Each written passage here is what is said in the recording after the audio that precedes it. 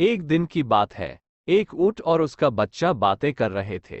बातों बातों में ऊंट के बच्चे ने उससे पूछा, पिताजी, बहुत दिनों से कुछ बातें सोच रहा हूं। क्या मैं आपसे उनके बारे में पूछ सकता हूं? ऊंट बोला, हाँ हाँ बेटा, जरूर पूछो बेटा, मुझसे बन पड़ेगा तो मैं जवाब जरूर दूंगा।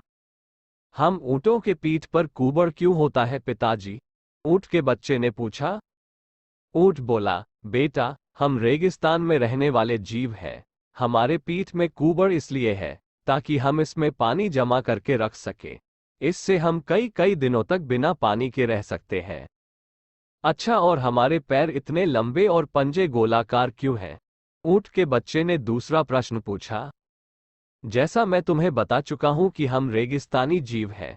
यहाँ की भूमि रेतीली होती है और हमें इस रेतीली भूमि में चलना पड़ता है।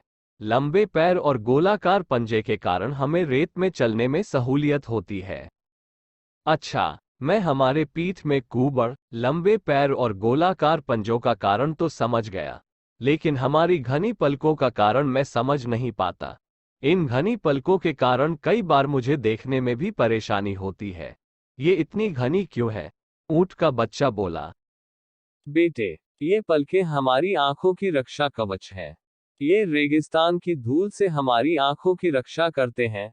अब मैं समझ गया कि हमारी ऊंट में कुबड़ पानी जमा कर रखने, लंबे पैर और गोलाकार पंजे रेतीली भूमि पर आसानी से चलने और घनी पलकें धूल से आंखों की रक्षा करने के लिए है।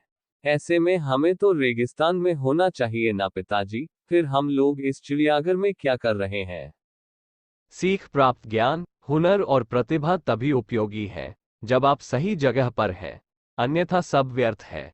कई लोग प्रतिभावान होते हुए भी जीवन में सफल नहीं हो पाते क्योंकि वे सही जगह क्षेत्र पर अपनी प्रतिभा का इस्तेमाल नहीं करते।